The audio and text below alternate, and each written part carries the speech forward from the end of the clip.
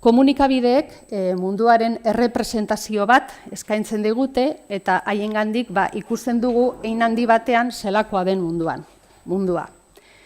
Komunikabideek genero estereotipoak aldatzeko edo hauek betikotzeko duten ahalmena mahai gainean izan da duela urte asko, berdintasun politiken alorrean, orain dela 25 urte Beijingo emakumearen inguruko munduko konferentzian, orduan ere azpimarratu zen komunikabideen garrantzia berdintasunaren, berdintasuna lortzeko bidean, eta eskari bat egin zitzaien momentu hartan mundu mailako komunikabidei, emakumeen promozioa bultzatzeko.